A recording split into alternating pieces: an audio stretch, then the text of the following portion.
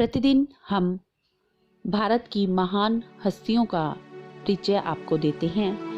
आज आज़ाद हिंद फौज के अधिकारी गुरबख्श सिंह ढिल्लों के जीवन के बारे में आप जानेंगे। शैलजा गोयल की तरफ से नमस्कार। 18 मार्च 1914 यह वह तारीख है जब गुरबख्श सिंह ढिल्लों ने अपनी आंखें खोली। आम बच्चों की तरह बड़े हुए और शुरुआती पढ़ाई के लिए पास के सरकारी प्राथमिक विद्यालय में गए। पढ़ाई का सफर जारी रखा और ग्रेजुएशन की डिग्री ली। शिक्षा ग्रहण करने की राह में सबसे खास रहा उनका अलग अलग धर्मों के संस्थानों में दाखिला लेना। ये हिंदी के अलावा फारसी, अंग्रेजी, उर्दू जैसी कई अन्य भाषाएं बोल लेते थे। शिक्षा के दौरान ही किसी ने उनसे कहा कि तुम सेना में भर्ती क्यों नहीं हो जाते, और फिर ये 14वीं पंजाब रेजिमेंट का हिस्सा बने।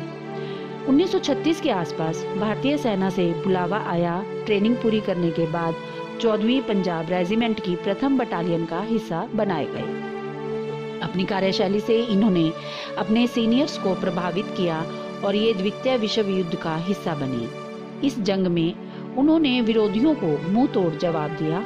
हालांकि अंत में ये जापान द्वारा युद्धबंदी बना लिए गए थे। बाद में 1942 में भारत को स्वतंत्र कराने के लिए आजाद हिंद फौज का संगठन हुआ। ब्रिटिश सम्राट के विरुद्ध युद्ध करने का आरोप लगा।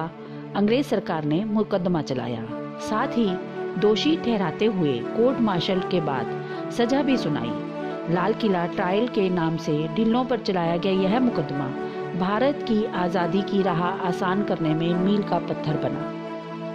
इस ऐतिहासिक मुकदमे के दौरान लोगों के बीच एक नारा गूंजा, लाल किले से आई आवाज, सहगल ढिल्लो शह नवाज, जिसने भारत की आज़ादी के लिए लड़ रहे नौजवानों के बीच ऊर्जा का संचार किया और उन्हें एकता के सूत्र में बांधा।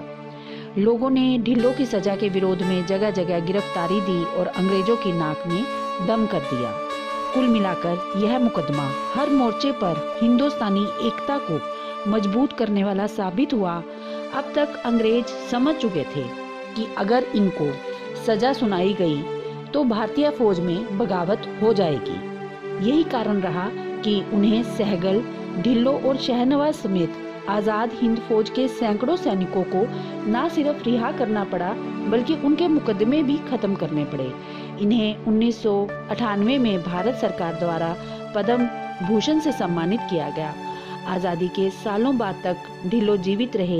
6 फरवरी 2006 को अंततः आज़ाद हिंद फौज के इस योद्धा ने मृत्यु को गले लगा लिया। वंदे मातरम।